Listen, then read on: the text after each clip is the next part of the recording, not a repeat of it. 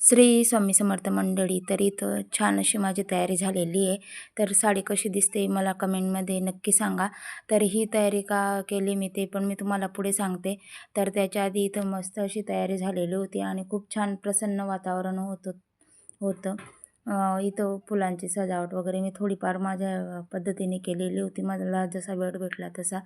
तर आता सांगते मी ही एवढी तयारी कशासाठी केलेली आहे.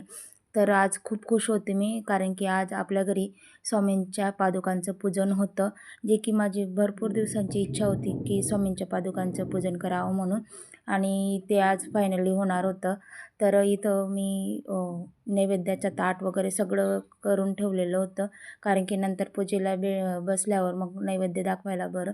तर इथं मी बाहेरची रांगोळी काढली होती आणि दारासमोर मी छोटीशी रांगोळी काढली होती. वातावरण खूप छान होतं आणि घरात असं पूजा वगैरे राहिली की छान वाटतं, त्याच्यासाठी मग खूप मन प्रसन्न होत होतं. तर इथं माझी सगळी तयारी करून झालेली होती आणि त्यांना यायला वेळ होता म्हणून आम्ही तिघंजण असे बसलेलो होतो. तर मुलं पण वाट बघत होते, कारण की मुलांना पण उत्सुकता होती. तर इथं बघू शकता तुम्ही, दोघं भाऊ-बहीण मस्त टी व्ही बघत बसले होते आणि वाट बघत होते. तर नंतर माझ्या लक्षात आलं की मी हळद-कुंकू लावलेलंच नाही, कारण की असं पूजा वगैरे काही राहिलं तर छान वाटतं. आणि मस्त हळद-कुंकू मी करून घेतलं बसल्या-बसल्या. आणि परीला पण कुंकू वगैरे असं लावायला खूप छान आवडतं. मग तिला पण कुंकू लावून दिला आणि मस्त अशी आमची तयारी तिघांची पण झालेली होती. तर त्यानंतर मग स्वामींच्या पादुका असं दक्षच्या डोक्यावर दिलेल्या होत्या आणि त्याच्यानंतर मग मी दारातच पूजा वगैरे करून घेतली आणि दक्षची पण पूजा केली आणि पादुकांची पण पूजा करून घेतली.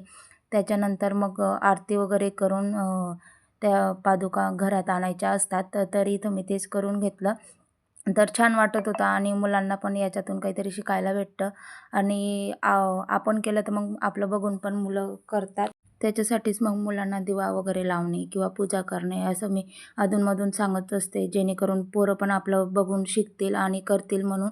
आणि परी आणि दक्ष दोघं पण छान अशी पूजा वगैरे सांगितली तर ते करून घेतात कधीतरी. तर आता तर त्यांना सध्या सुट्ट्या आहेत, तर ते करतात व्यवस्थित. तर इथं पादुकांचं पूजन वगैरे बाहेर करून घेतलं आणि त्याच्यानंतर इथं पादुका अशा प्रकारे आपण ठेवून दिलेल्या आहेत. आणि त्याच्यानंतर इथं मग पूजा वगैरे विधी जे आपले राहते ते आता पुढे या ताई जे आहेत तेच करणार आहेत, कारण की त्या पूजा करतात. त्याच्यासाठी मग तेच त्यांच्या हाताने पूजा वगैरे व्यवस्थित करून घेणार आहेत. तर इथं याच्यात बघू शकता तुम्ही, मस्त असे आपल्या स्वामींच्या पादुका आहेत, त्यांचं पण दर्शन तुम्ही करून घ्या. तर खूप छान वातावरण झालं.